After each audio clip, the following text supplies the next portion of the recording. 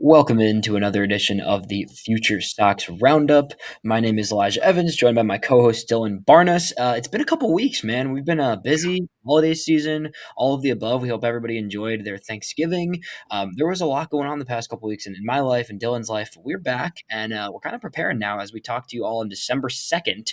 We are 5 days out from the start of the winter meetings. I'm heading to Orlando this weekend, so I'm looking forward to being out there and just kind of seeing what's going on over there, checking in with some people, doing some work down there. But looking forward to seeing what happens with the White Sox as well. We've got free agency obviously kind of heating up lately. We've got the Rule 5 draft coming up next week, and a variety of things where we're going to get to know a little bit more about the 2026 White Sox in the pretty near future, considering, think back to last year, Rule 5 draft, we weren't necessarily paying the most attention, and two of the best pitchers on the roster last season came from that draft. So, obviously, we're going to be paying a little more attention this time around and putting some energy towards that. So today we're going to talk through just some free agent thoughts off the top, some of the big signings. Obviously, Dylan Cease, the biggest name to sign so far, former White Sox, gets 210 mil. And then we'll get into some White Sox options, free agency, and then talk a little Rule 5 as well. Dylan, what's going on with you, man? Nothing much. The White Sox offseason has been fairly quiet. Around this time last year, it was Garrett Crochet rumors were starting to swirl, and I believe it was the 13th of December where he actually got moved. So for the White Sox, this has been a fairly quiet offseason, at least so far. Now that could change, but yeah, I'm seeing all this facial hair chat in our comments. I didn't think I was getting so much traction on this, man. Exactly. I don't know. That was the first thing I said to Elijah when he hopped out was I love the facial hair. But so quiet offseason for the White Sox so far, but I think that we're going to start to see some moves happening in the winter meetings, whether that be White Sox or not. I think Dylan Cease and his 7-year, $210 million deal, that really set the market for a lot of these pitchers. And I think we're going to see the starting pitcher market especially start to get going, especially during the winter meetings and in the weeks after it. Yeah, no, 100%. I think that's the indicator. Everything I'd been hearing going into this offseason, and it's funny because I believed this, but I also was like kind of skeptical to a degree. I heard from multiple people like Cease was the target pitcher in this class, which is interesting because, you look around baseball, and this is a funny conversation Dylan and I had in our fantasy baseball chat. I think that the league values stuff more than it ever has. And Dylan Cease is the perfect example of that. Devin Williams, nonetheless, is another example of that, right? We'll talk about that one too. But like Cease, you see the ace in there. And it might not have happened last season. And it might not have happened 2 of the last 3 seasons, frankly, right? But you see it and you can envision it. And you can see from the angle of a team like the Blue Jays. For those who don't know, the Blue Jays, their major league team was great, right? Their pitching development has taken a massive step forward in the past couple of years. And Trey Savage is the prime example, but it's not just Trey Savage. They were able to turn guys like Kendry Rojas and Cal Steven, who they had in from their draft, had just been brought into their system the last couple of years, into legitimate pieces they added at the trade deadline because their pitching development has gotten that much better that they had 5-6 pitchers legitimately on the prospect radar this season and were able to capitalize that and turn that into a World Series run. Frankly, that was a big part of their run, right? So the Jays are the type of team with Cease where I think that's a guy who's going to end up looking like a good deal. And no 7-year, $210 million deal might be great in the long term. Right now, I think Dylan Cease is going to be a pitcher that the Blue Jays can have in the front of that rotation.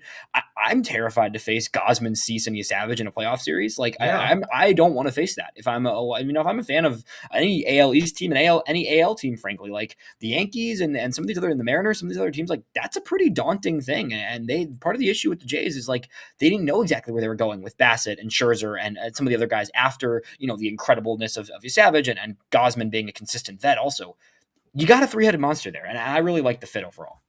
And the thing with the Blue Jays and just their overall rotation, just in a like looking at all 5 pitchers is, you had Savage and his top of the line stuff and his dominance in the playoffs and even in the regular season. But then you look past that, there's no real like true dog in that rotation. Like, Kevin Gausman is great and he's reliable as all hell. But then you get a guy like Dylan Cease where, do you want to know how many days Dylan Cease has spent on the IL since 2020? Like none, I think, or 10, 20. It's 2. Yeah. 2 days. He doesn't miss games. He doesn't miss games. April 14th through April 16th of 2021. Those were the only 2 days in the last 5 years that Dylan Cease has been on the IL. I don't even think he misses. Yeah, I was gonna say, how could he even be on the IL if it was less than 10 too? It might have just been he was injured. Maybe it was blister or something. I don't know. But right. Cease is one of the most reliable pitchers in all of baseball. And you look at some of the defense that he had behind him last year, the Padres did not give him any help. And then you're going to a Blue Jays team where there's some guys out there that can throw the glove around and just make plays for Dylan Cease. And yeah, he's been unlucky at times with balls not falling his way and giving up too many home runs. But then you just look at the raw stuff he has, and when he's on, he's one of the best pitchers in baseball. And I think that he deserves every penny of that $210 million contract.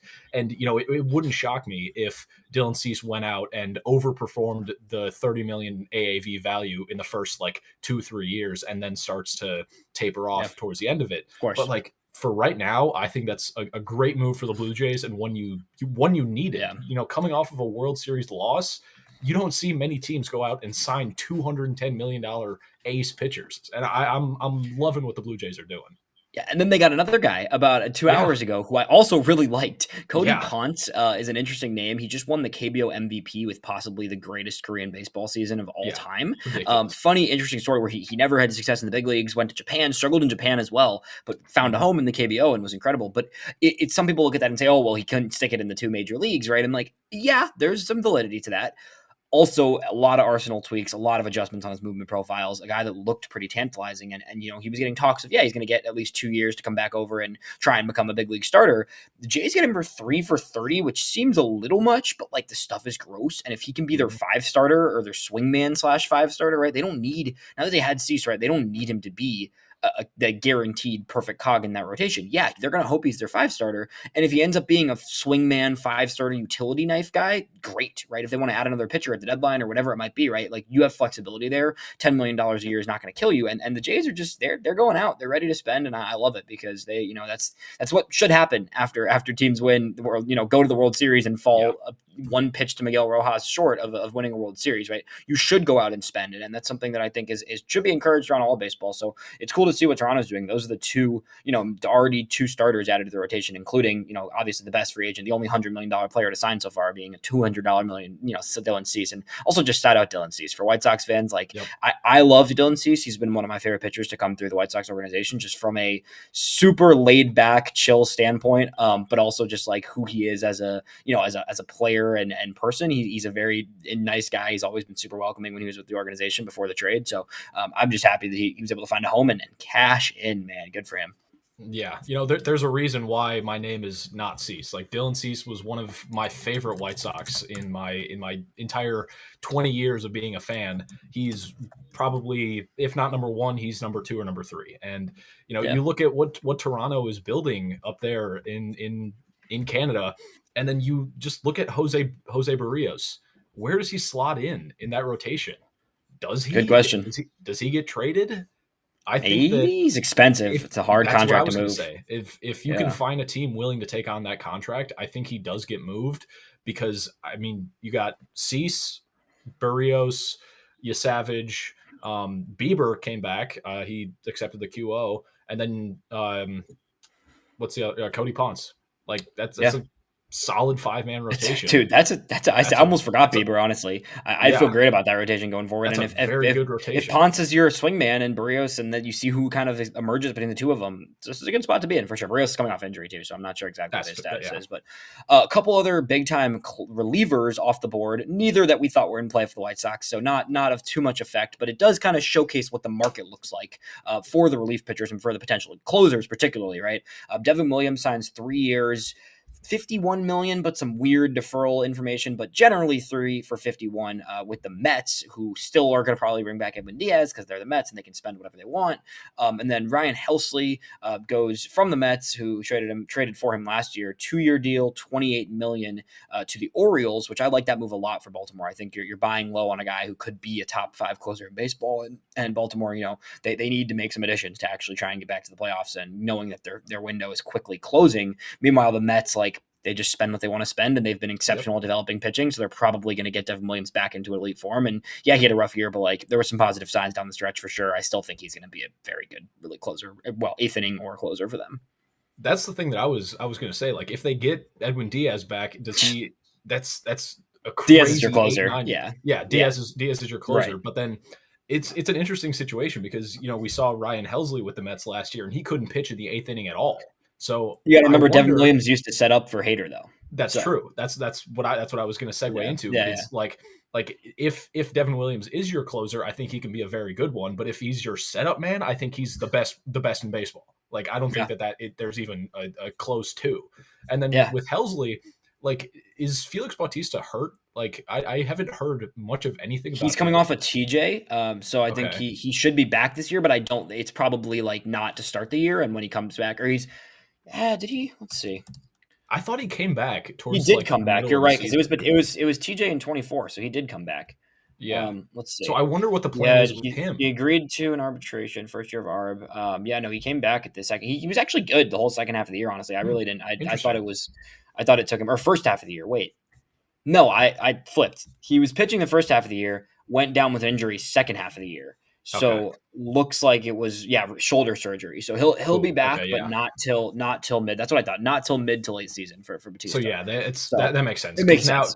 Because I was under the impression that he was going to be their 9th inning guy, and then Helsley would be pitching the 8th. But then the fact that he's hurt makes a lot more sense.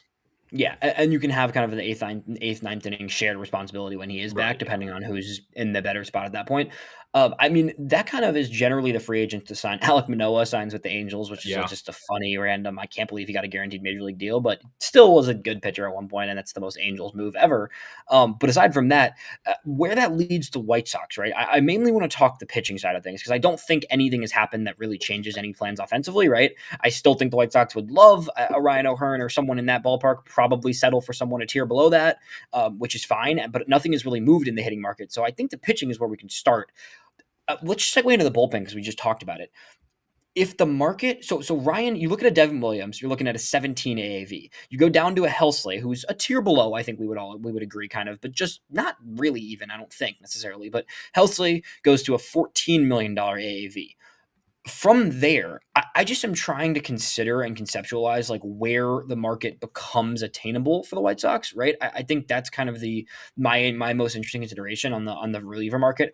Obviously, the guys like Suarez, Diaz, those are no's. But then beyond that, like I don't think there's guys that are like totally out of range for the White Sox. I'm just trying to think through when I look at this class and think about next week, and you'd think that after those two signed, the reliever market, and I should tell Raisel Iglesias also signed for 16 for 1 year. Yes. Older guy, but still 16 mil for a guy that's a good closer, but had a decent season, not his best season, right? Where does that line stop where the White Sox start to become in play for a good reliever? I think they're going to sign a reliever, but the more that I look at this market, and even with it being such a deep reliever market, none of these high-end guys are going to be. There's no world where they're spending over 10 AAV on a reliever in my eyes. And there's plenty of good relievers I like under that mark. Right. It's not going to be any of these higher-end guys. Even a Pete Fairbanks, who I was like, oh, maybe that's the high end, probably too high. There's a number of guys I still think are kind of too high. Where is that kind of line for you where you start to see it being possible maybe? I think around that like 7.5 to 8 range is what I would say for like the upper echelon of guys. But I also think that we're going to see a lot of good relievers get lesser contracts than what you would initially expect them to get on just like the regular open market. If it was like, all right, let's say I'm looking through the spot track stuff. If Luke Weaver hit the open market last year instead of this year, I think he would have gotten significantly more than what he is going to get now. So like if you can get him for, I don't know, $7 to $8 million on like a 1 year, maybe a second or third year. I doubt he gets a third year, but like if you can get Luke Weaver on like an $8 million contract, I sign me up for that. And then, you keep looking down the relief market. And this is something we've talked about a lot on this show, especially. There's a lot of really good, or I don't want to say really good, but like serviceable upgrades to this bullpen that you're going to be able to get for $3 to $5 million. That right. I think the White Sox should be all over that in an attempt to flip them at the deadline, or maybe you find a good non-tender candidate with multiple years of control left, and you can develop him into a serviceable 7th inning guy. Like that's, I think, is the dream scenario. Yeah. I think the White Sox should try and find some of those non-tender candidates and do what they did with Mike Tauchman last year. Sign him to an arbitration deal and see what they can develop him into. Yeah, okay. So some names that I just like top of my head, because I agree with you. I think it's under 10 mil. It might even be under the 8 mil mark. It might be that more like Yeah, 6 to 8 I for would. like Yeah, one that's what I was one going to say. bigger reliever in that six Mhm. to eight range. I'm not saying the number below that. But I will in that range, and then kind of below that, one or two relievers that are below the 5 range, right? You Yeah. mentioned there. I think that's kind of the logical aim. In that first range of like a higher end guy, right? I do think Luke Weaver is that top target. It still probably is a bit high. I know for JB we have Luke Weaver at 2 years for like I think 10 to 12 AAV, which is still probably somewhat out of range. But I don't think it's impossible. I think that could be in range. Below that, I think that kind of Caleb Thielbar can make a lot of sense. I think Hunter Harvey is another one that I like when I'm looking at these names. I think Kyle Finnegan could be just kind of barely in that range as someone who could still be a closing option, but you could keep it under 10 AAV potentially. Those are some of the names that stick out to me in that middle range, at least before you get into those 3 to 5 million guys.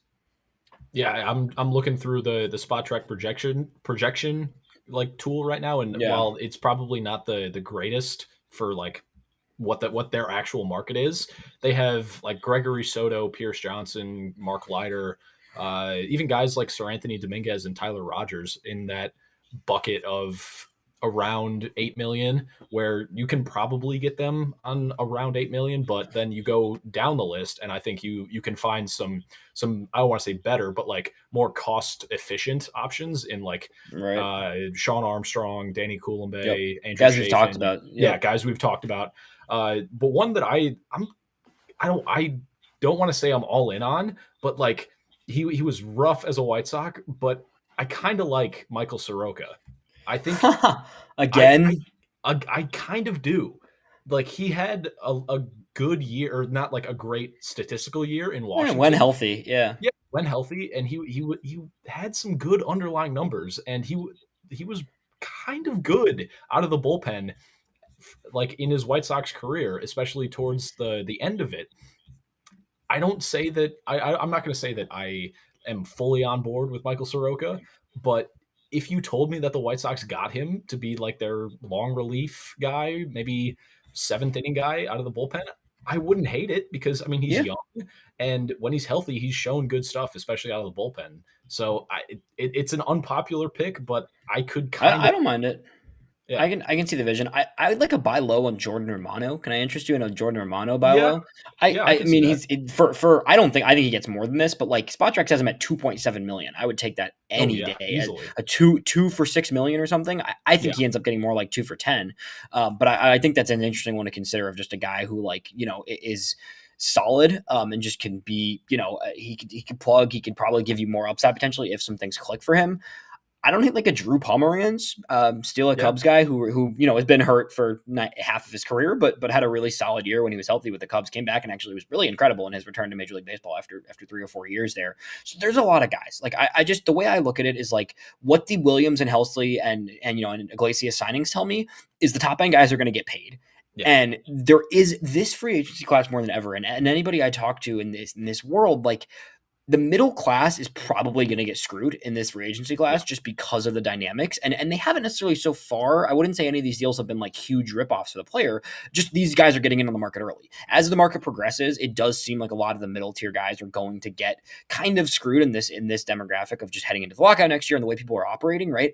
So attack that market, right? Like let's jump on that. And the White Sox should be all over the middle tier guys that fall into the price range of the bottom third guys. Those are the targets, right? Let's get on these relievers who are good relievers, but are not going to get that upper tier money. Teams might be hesitant to commit more than a year to them. Give 2 or 3 years to one of these relievers in that range, in that middle range we're talking about, right? And on top of that, and this is perfect, somebody mentioned in the comments, I was just going to say this: you're giving a guy, you're essentially going to guarantee trading a reliever if he shows out to a contender. And I know you don't sign for that reason. You're not going to pitch that to someone necessarily directly, but it has to be somewhat of a consideration for some of these pitchers where if they can get paid more to go pitch for the White Sox and you can be on a young developing team and be a leader for the time you're there and then have the opportunity to get to know that if you show out, you're going to go have a big role on a playoff team. that doesn't hurt. It really doesn't hurt. And that's how it should be with relievers. And yeah, if they find one reliever that they're okay rolling with for a couple of years here, great. That's cool too. But you can be prepared and borderline expect to move some of these guys. And that's just the deal with relievers. Somebody else mentioned Emilio Pagan Wolf in the chat. I also like that name a lot. I think he could end up getting priced out just because he was so good in 2025. But I do like that name a lot, though. Another name for the buy low options. I liked him when he was with Texas for basically the entire like latter half of the 2010s. Jose Leclerc, he was banged up this past year, but like you look at his 2022 and 2023 with Texas, it's 45 plus innings with a sub 3 ERA and some of the best strikeout stuff in the game. Like if you can get him on like a $4 to $6 million deal, I would love that, because then you get a trio of flame-throwing righties in him, Jordan Leisure, and Grant Taylor rounding out the back end of your bullpen. You can mix and match them 7th through 9th inning. And I would love that. I think that you would need to get another serviceable lefty. Yeah. But I think that if you can get Jose Leclerc, I would be very, very down for that, because if he can come back healthy, he's got some of the best strikeout stuff in the game. Yeah, no, I'm down for that. I think that's a good idea as well. Getting over to the starting market, I'm going to explain to you a little situation. So today we had a conference at Just Baseball just to kind of plan out and map the 2026 season. And we took little breaks. I was organizing and making sure we had like 10, 15-minute breaks. And sometimes I was popping off camera to get some food, whatever. During one of the breaks, we were just starting to talk. I was like, what do you guys think about Tyler Mahle to the White Sox? I got laughed at today. I got directly laughed at for even considering the possibility that the White Sox would acquire a pitcher of that caliber. I got genuinely laughed off the screen by many people at my company for suggesting that's a possibility. Listen, I don't think the White Sox are going to get a starter of that quality. At the same time, I don't see a reason for there not to be a veteran starter who has legitimate 4 to 3 starter upside, right? I'm not saying it's a star. You're not getting a Zach Gallen. You're not getting, some of that tier of pitcher, Michael King, anybody. You're definitely not getting anybody with a QO, first of all, because the White Sox are not giving up a pick at all, obviously, given their current status. So even like, as high of a tier as like, I don't know how high. There's a lot of mediocre starters, to be honest, but you're not getting the upper tier of starters.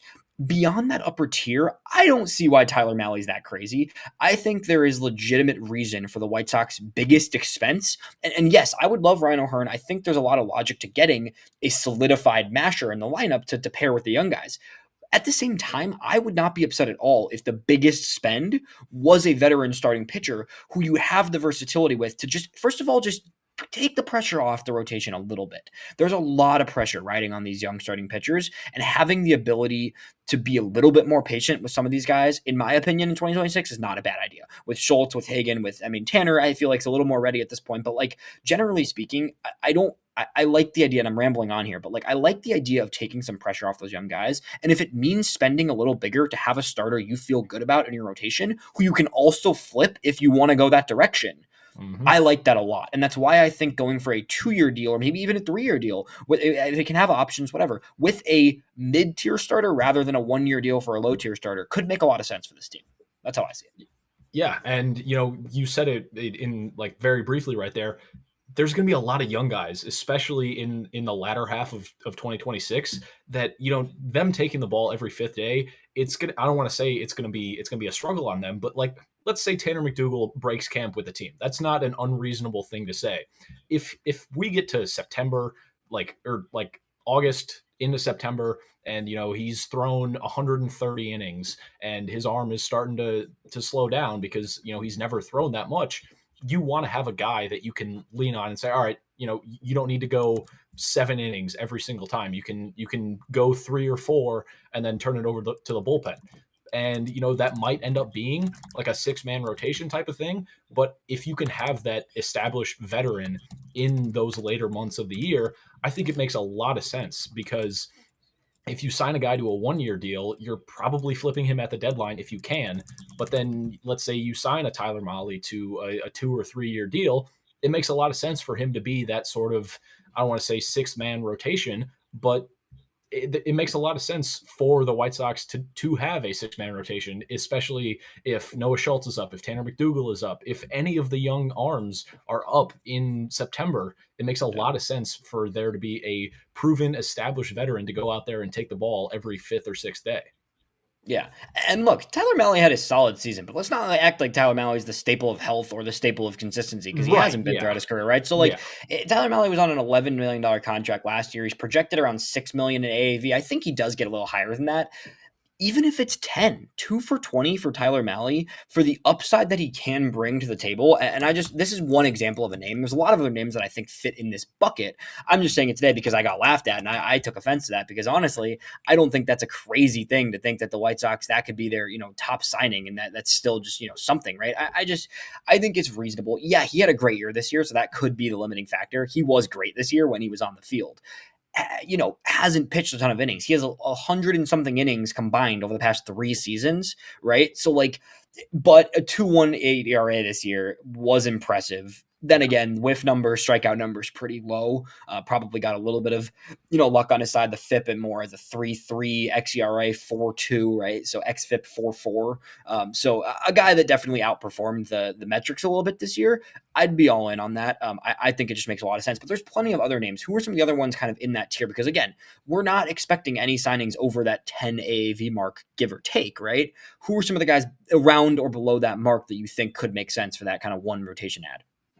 I think he's probably a bit more expensive, but Michael Lorenzen, I think, could make a lot of sense. I think he's one of the more reliable arms of that middle tier of guys where, going to take the ball every fifth or sixth day and not put up elite numbers, but he's gonna go out there and throw 160-ish innings every year. You keep on going down the list. I was gonna say Frankie Montas, but he's been hurt, so probably not. You could maybe go like a John Gray. He was all right. I don't think that he would be like my favorite ad, but I wouldn't hate it.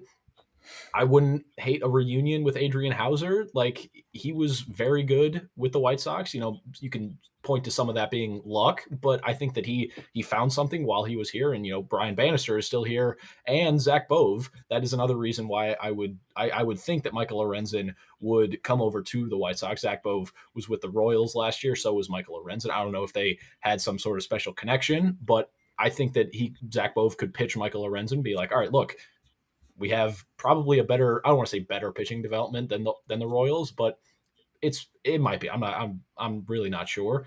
Jose Quintana, I mean, he's older, but I think I could get behind a reunion with him. And then a name that I don't want to say, it's similar to the Michael Soroka thing. German Marquez is one of the more underrated pitchers in all of baseball. When you look at his Coors numbers and his away from Coors numbers, it's like two completely different pitchers. And I think he just needs to get out of it. And I think he could be a very good buy low option for a team like the White Sox. Thank you, TJ. German Marquez is a name that I would be pretty it's happy. Funny. I got hit with you'll get Ramon Marquez and you'll be happy today on the call. So I would be happy. I wouldn't be thrilled. I wouldn't be thrilled. Yeah. You could sell me on it. You could sell me on it. I don't think that there's going to be a move for the White Sox this offseason, especially on the starting pitching side, where I'm going to be like, yeah, like amazing. This is perfect. I don't think that there's going to be that. I think that there's going to be a lot of or some moves that are be like, all right, yeah, that fills a hole. Let's move on to the next one. But I don't think that it's going to happen on the starting pitching side. I think that if a move like that were to happen, it would be on the offensive side for a Ryan O'Hearn, a Kazuma Okamoto. I don't know who else. Those are the two names that I see most linked to the White Sox. But I don't think that outstanding A+ move happens on the starting pitching side. Yeah, you're probably right. I like Griffin Canning a lot of just some of the names in that tier as well. I think the Mets made a lot of good tweaks with him this season when he was healthy. I think it'd be a cool opportunity to buy low. One other guy, this came back into my brain, so I'm going back to relievers and not to go too much backwards, but Evan Phillips. Give me Evan Phillips on. I know he's coming off surgery. He's coming off surgery, right? But give me Evan Phillips on a 1-1 2-year deal that backloads it for next season when he is healthy. Evan Phillips, when healthy, could get back to being a top 10, 15 reliever in baseball. If the White Sox are fine paying him this year to basically to rehab, right? I'm open to it. I'm open to it for sure. That's another just one I thought of. But yeah, I like Canning on the starting side. There's a couple other just various names I wouldn't hate. But ultimately, it just, any ad is a solid one. I think that it would make some sense to just give a veteran presence and a depth guy to this rotation just to take some of that pressure off of the young guys for sure. Yeah, and like I said, I don't think that there's going to be A+ signing for the rotation, just given how many arms the White Sox have and are going to have in the next 18 months or so, especially with Noah Schultz getting back on track. Hagen Smith looked great in the fall league. Tanner McDougal is on the 40 man and is probably going to be up in April or May, if not sooner than that. So I think when you have those three guys who are knocking on the door, and then you already have a Shane Smith, Sean Burke, Davis Martin, whoever, you can piecemeal a rotation together with those five names for now, and then maybe you go out and swing on a starting pitcher later on, or maybe all five of those guys develop into exactly who we think they're going to be, and you don't have to pay for pitching. Like that would be amazing. And we know that Jerry Reinsdorf doesn't pay for pitching. Like that's just a given. But unless it's Joe Kelly. Or Liam Hendricks, or who else? Ryan Tepera. Hendricks is a good deal. I don't mind that. Yeah, I know, but like you can't build a $70 million bullpen. That's just. I hear you. But yeah, no, I think that's completely right. A couple other things people just mentioned, though, for sure in the chat. Danny Cullum, we've mentioned a number of times on the reliever side. So just giving that a shout, because I would love that as a just a veteran, as one of that lower half tier relievers who, 2 for 8, 2 for 10. Sign me up 100%. That's kind of a no-brainer one. Immediately. Yeah, fits the pen immediately. I think that's an easy no-brainer for me in my eyes. Unless you got any other free agents, I think we can hold off on the hitting side. Next week I'll hopefully have some, I don't know, news from winter meetings, or just generally some intel. Hopefully we'll see how that goes. Of course. What day is the draft lottery? Rule 5 is draft lottery is on. I want to say Monday. I think Tuesday, and then Rule 5 is Wednesday. Am I right about that? I think that sounds right. It's Tuesday and Wednesday, I believe, in one of the order. But it's, I think that's going to be telling and interesting. Obviously, number one pick, that's a huge priority. The White Sox, I mean, I hate getting too ahead of myself with college prospects, with prep prospects, any of that. I think it's a slippery slope when you start planning a year out for a guy. Because think about, I'm trying to think of just some of the prime examples recently. Vance Honeycutt. Or Laviolette too. Laviolette was supposed to be the number one overall pick a year prior to the draft, right? Yeah. Ended up being a 20-something, isn't near a top 100. You got to pace yourself. With that said, I have a lot of friends and people I really trust when it comes to talent evaluation. And a lot of those friends and people really, really, really believe in Rock Chalowski and really, really do. And a lot of those people also really believe in Grady Emerson. So if there's a world where it's number 2, I don't think I'm mad about that at all either.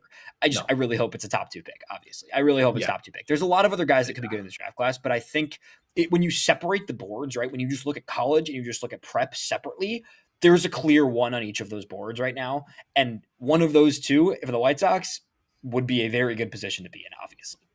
Yeah, I think that we're going to start to see a lot of, I don't want to say hype around the White Sox future if they land the number 1 overall pick, but there have been talks about the White Sox future being they don't have that blue chip guy. If you can land Rock Chalowski, it just makes the entire farm look so much better.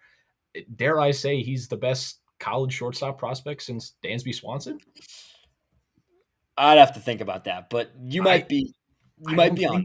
You might be on there for sure. I don't think I can name one better. I think that's very reasonable is what I would say. So, it's going to get interesting for sure. Aside from the draft lottery, which obviously just a lottery, the White Sox have the top odds, 27.something%. I'm hoping it hits, but aside from that, the Rule 5 draft, I'm with you. The Rule 5 draft is also Wednesday, right? So we're going to have some time next week. At some point, I'm going to hop on the pod, find some time at the Airbnb, hop on a pod and talk about the winter meeting. So we'll have more time to preview then. But just give me a brief rundown, Dill, because we've been talking about some names. We've heard some names and rumblings. Give me just a couple names that you would have on the radar for the White Sox in the Rule 5 draft. Who have the first pick, by the way. So a choice of anybody, same thing as, or second pick, pardon me, right? Because it's just normal. Yes, second pick. Yeah, right, second pick. Last year was first pick, Shane Smith. I don't really worry about the Rockies taking anybody of substantive value. So no offense, but I that's my regard. So who are the guys that you kind of on the radar for you and just in general for the White Sox? One of the names is I believe I have 5 names. I'll start with the first one, Brendan Beck. He's an older guy. He's 27 from the Yankees organization. It's not like a really elite ceiling so much as it is just a safe floor and a guy who is probably limited to like a 5-starter long relief kind of role. But he throws 4 pitches. None of them are particularly hard, but he gets good chase and whiff on the 4-seam and slider. It's a tight slider, around, what does that say, 84 miles an hour. It's a fun arm, but you wonder how much left in the tank there is, given the fact that he's 27. I think he's going to be 27 for the full next year. Yeah, 27, just turned in October. Yeah, but like it's a fun arm, and I think that the White Sox, they've, like I said, or like you said, they did well in the Rule 5 draft last year with Shane Smith, and everybody keeps saying Mike Vassell was a Rule 5 pick. Yes, he was, but wasn't a Rule 5 pick by the White Sox. He was by the Rays, and then got DFA'd, and the White Sox claimed him. So, regardless, I think Beck could be an interesting one. And then I'll go to the next one if you don't have anything on Beck. Yeah, I mean, I think Beck's a solid guy. I don't have a ton there. I think from what I've seen, the Yankees do a pretty good job developing some of those, high floor pitchers, right? And I'm not opposed to it. I feel like I want to chase a little more personally, but I could see some logic behind a guy who could be in the big leagues for you, and hopefully you tap into more, obviously, right? Yeah, and then a second name that I really like, just only because he's 6'8", 300 pounds with a great mustache. RJ Pettit from the Yankees, or not the Yankees, the Tigers organization. No relation to Andy, not even spelled the same. It's Pettit. 6'8", 300. He's a reliever, true reliever. Dealt with some injuries the past year, but a 34.4% K rate and a whiff rate over 40 on the slider. It's it's not true. It's not particularly hard. It's around 84. But the sinker and changeup grade out really well, like 70 grade pitches. And, he threw a lot more strikes this year. That was the thing that moved him into the bullpen. And he threw a lot more strikes this year. It was a 70.8% zone rate on that sinker, and doesn't allow hard contact at all. And I think that he's a guy where the White Sox could take him and be like, all right, yeah, you pitch in the 5th inning, or you pitch in the 6th inning every 3rd or 4th day. And I think the White Sox could take him, and I think he could be a solid bullpen role for a team that doesn't really have a lot of bullpen options. Yeah. I'm kind of in here. I can see the vision with Pettit. I just started looking at him earlier today because I really haven't had the chance to look into too many of these guys. But I think there's some validity. I think a reliever makes probably the most sense. I think, and maybe you're trying to chase another Shane Smith, and there's a guy that they really think can be that. But like, I do think a reliever makes a lot of sense, and a guy with some octane stuff. When Pettit got to AAA, you look at this season, right? He was in double, and then he got to triple. He gets to AAA, 23 innings down the stretch in 20 games at the AAA level. The strikeout rate was up towards the 35% range. It was only in the 27, right? In AA, right? You see the strikeout rate rise up. Yeah, it came with some walks for sure, but pretty limited on the contact. He had some good BABIP luck against him actually too in AAA. So interesting note there, but just I think it's just could just be a solid pen arm who can fill some innings for you. And if you get a little more from him, great. And if not, then again, it's a Rule 5 pick, right? Yeah, a lot of these guys are likely not going to be anything. Shane Smith, I think, is a once in a generation type of talent out of the Rule 5. And something I should have said off the top, I like all 5 of these names are pitchers, just given the fact that the White Sox have gotten significantly better developing. I don't want to say like, scratch that. The White Sox have gotten significantly better turning around pitchers than hitters. I think that the White Sox are trying to be a reclamation hub of sorts. And I think the Rule 5 draft is a great way to sort of get a guy that you like just the underlying stuff, but there's still some more things that they need to polish off and, get ready to be a big league arm. And like I said, Shane Smith was a perfect example of that last year, but I don't think that there's another Shane Smith in this year's draft. But another guy that I do like, guy who's been injured like basically his entire minor league career, Carter Baumler from the Orioles organization, only threw 39 innings this year, but it was a 10.44 K per 9 with a 2.04 ERA. He's, like I said, dealt with injury.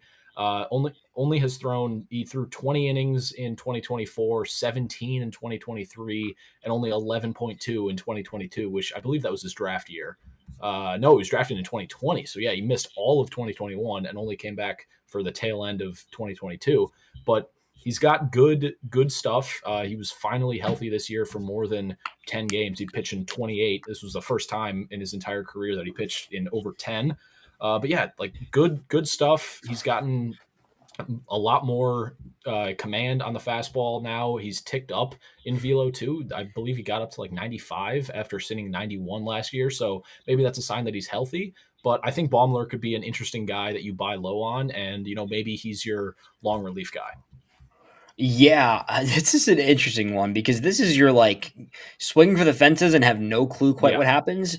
It's less than what is it, 70 career innings since being drafted in 2020, and a guy who was 7 2/3 innings at high A or higher, or double A or higher. Pardon me. So he's pitched less than a game's worth of innings at the upper levels and has a total of around 70 innings in his career in the minors across 4 seasons. So this is a injury, just he doesn't have the experience, frankly, to be in the big leagues. But sometimes Rule 5 is the chance where you want to take that swing at those types of profiles, where you see it being a potentially, upside incentivized pick. At the same time, like, there's a crap ton of risk here, right? So like, this is an interesting one to me. And I haven't seen too much of his stuff, but just looking at the numbers and looking at kind of the story here, right? The story is a guy who's really never been healthy, but you think has the stuff to be something, and you just take that risk and have him be the last guy in your bullpen who you just slowly get innings throughout the year. You couldn't. The only thing with this, and the only reason why I don't think they necessarily go this way is because I do think the White Sox like the idea of having someone that's able to eat some innings as their Rule 5 pick. He's not a guy that's going to eat innings. He's going to you're going to have to be very careful with and slowly work out. That's why I think it's less likely, but I could see a world where, you take that upside swing, right? 100%. And, if you want to chase upside, I think Alex Pham of the Orioles organization is another, I don't want to say slam dunk pick, but like he's got the best strikeout minus walk percentage of any Rule 5 eligible arm. It's a 21%. So that's strikeout percentage minus walk percentage. A 21% means, let's say he was striking out 31% of batters. He only walked 10. It's a good relief arm. And he's a guy who has a really steep arm slot. It's a nearly 70-degree, like so straight over the top. And with that, his fastball gets a lot of life at the top of the zone. It's a nearly 20-inch induced vertical break on that fastball. And then he's got 3 breaking balls. He's got a slider, changeup, and slider, curveball, and sweeper. And he can throw some bulk innings. Like he was bouncing back between rotation and bullpen. I think that he could be somebody that the White Sox look at and be like, you know what, you might be the next Mike Vassell, maybe. Yeah, I could see it. He has an interesting trajectory too, because this is a guy who was a reliever coming out of the draft, transitioned into being a starter actually in 23 and 24. This year comes off the injury and goes back into a relief role primarily, with a couple starts that came earlier in the season. So an interesting dynamic there, where maybe you look at this guy as someone who had innings built up previously in 23 and 24, and 25 was somewhat of a lost year for him, but you think he can still be a starter, and you have him as this swing man, like you said, Vassell, kind of a Swiss Army. Maybe he can be your spot starter. Maybe he can be a guy that can make some starts, but you have the flexibility of either type of role for a guy like Pham. And another thing to note with Pham is, a lot of these guys, they have, I don't want to say flaws, but like there's an area where you can point to and say like, all right, yeah, that is something that you need to improve on in order to be on the team for the full, what is it, like 90 days of service time? I forget how much you have to be on the active roster to gain those, like the entire arbitration years. But with Pham, he throws 63.6% strikes, and that's better than what you would expect for a guy who is bouncing back and forth between rotation, bullpen, injured list. So I think Pham is a decent name that the White Sox could take a look at.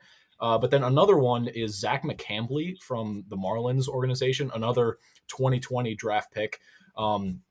He was a guy who posted a really good year this year, a 2.9 ERA and a 37.6% whiff rate. That's really good. He has a 6-pitch mix, which I want to say he's a reliever, right? Yeah, he's a reliever. 6-pitch mix, cutter, slider, 4-seam, sinker, curveball, changeup. None of them are particularly hard. The fastball's around 94.